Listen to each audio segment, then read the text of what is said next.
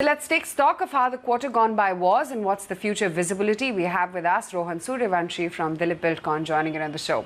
Rohan, hi, good morning. Help us understand firstly what the industry is going through right now, because as the economy has fully opened up, at least going by the traffic jams outside and the roads, what is the state of the infrastructure industry right now? Are things back to normalcy? How far are they really from the pre-COVID levels? What can you tell us? Hi, Aisha. Firstly, thank you for having me on your show. So, the industry is obviously going through a phenomenal time. And the reason I say that is because in the last couple of years, the government has been continuously talking about infrastructure investment. They outlined what they want to do in the National Infrastructure Pipeline document. They want to spend about 111 lakh crores in the infrastructure segment in the next 5 years. And, it was a very positive approach that the government had. The only question that everybody had on their minds is how much the government will do and where the funding for that's going to come for. Now, what's happened in this budget, that there has been an extremely positive one for the budget. And there has been a clear roadmap for what the government wants to do and how it wants to implement its national infrastructure pipeline. Now, when I think of the budget, it was, I think, in my personal opinion, it was a 360-degree approach to infrastructure. And what I mean by that is, number one, the government took care of the funding for infrastructure projects by increasing the allocation significantly. So there was almost a 30% jump in allocation to infrastructure segment. Besides that, the government also spoke about 2 lakh crores additional that they want to give to states for, capex. To complement this additional infrastructure spend that the government was doing, they also wanted to support private sector investment. So they are now setting up a DFI with a rupees 20,000 crore corpus, which will lend up to rupees 5 lakh crores in the next 3 to 5 years.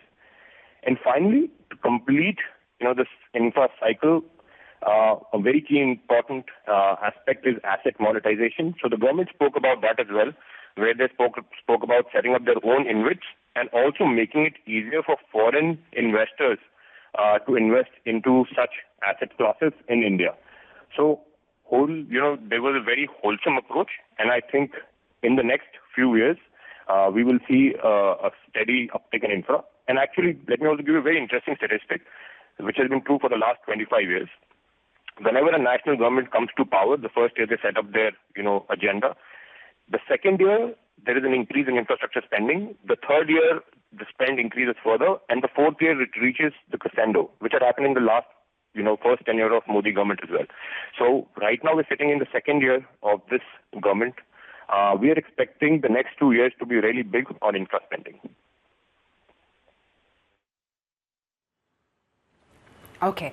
So in light of that, tell me, how is it that your order booking is currently shaping up? What's the status of your own order book? What is the visibility?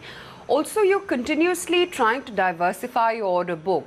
What is the composition of roads now, and is it likely to increase going forward? Absolutely. So our current order book stands at about 26,000 crore rupees. Now, this order book is spread across 19 different states. It's in 8 different segments. You spoke about diversification. Yes, this was one of the key strategies for us for the future, and this was something that we had started doing even before we went public, and we had spoken about it 4 years ago, that this is what we want to do going forward. While there was no dearth of orders in the road sector, it has been very robust, yet we wanted to make sure that we are diversifying into different areas. And the way that we went about this diversification was, we had a 3-pronged approach. Number one, we diversified ourselves geographically. So earlier from, 10, 12 states, now we're in 19 states, with all states accounting for about 8 to 10%, maximum. From earlier, certain states would have more.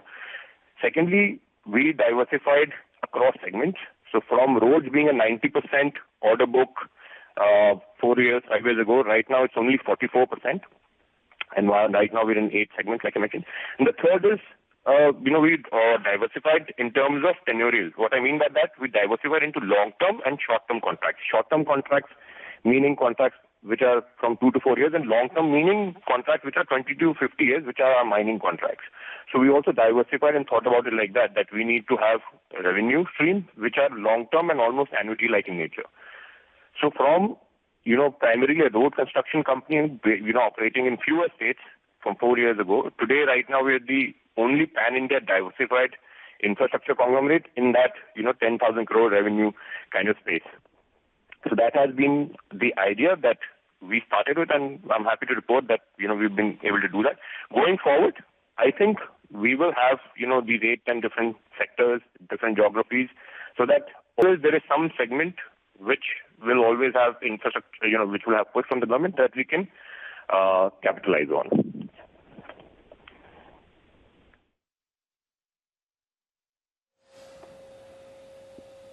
All right. Rohan, in terms of future plans as well, and I know you've really described quite a few of the ongoings right now, but talk to us a little bit more on anything else in terms of forward-looking outlook, asset monetization, and anything you're looking at on that front? Sure. So let me first speak about the asset monetization, and then let me touch about how we'll see the next 4-5 years panning out for us. Asset monetization has been something that we've successfully done in the last few years. Right now, we have 12 HAM assets, which are in the final stages of completion, and all of them are committed to investors, some which are in the advanced stage of signing the final SPA. Now, what has happened in this year is that the government changed certain rules for asset monetization. Now, you can sell 100% equity in your HAM projects in 6 months after completion. Earlier, this used to be 2 years. So what has happened now because of this is that all the money that we've invested in these assets is going to come back to the company in the next 2 financial years. So what we're looking at is almost 2,000 crores of capital, equity capital, coming back into the company in FY22 and FY23 in total. Now, what this will do is it will reduce debt at the standalone level. We have about 3,000 crores of debt, so almost 2,000 crores now of equity is coming back. It will give us capital support for, new projects going forward.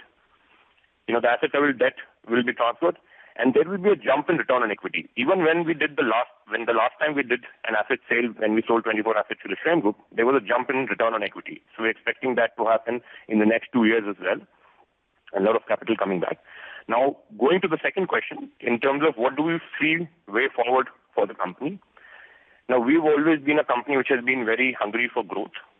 When we went public in 2016, we were about 4,000 crores of revenue, and in FY20, we are at 9,000 crores plus of revenue. So basically, we grew ourselves, we more than doubled ourselves. The revenue grew by 5,000 crores. But in the same time, we had a debt of 2,400 crores in FY16, which has only increased to 2,900 crores in FY20. So for our incremental revenue of 5,000 crores, we only used 500 crores of incremental debt. Going forward, we want to double ourselves in the next 4 to 5 years. That's the agenda. So basically a 15 to 20% kind of growth is what we're looking at. This growth will come from multiple clients, geographies, sectors that we're operating in. Our focus will be on our asset utilization. We're also focusing on building these long-term partnerships for our asset business where we keep on churning our capital and which will eventually lead to debt reduction. So that is the outlook, and the agenda for the next few years for the company. And we wish you all the very best for that, Rohan. Thanks much for joining in and sharing with us your vision.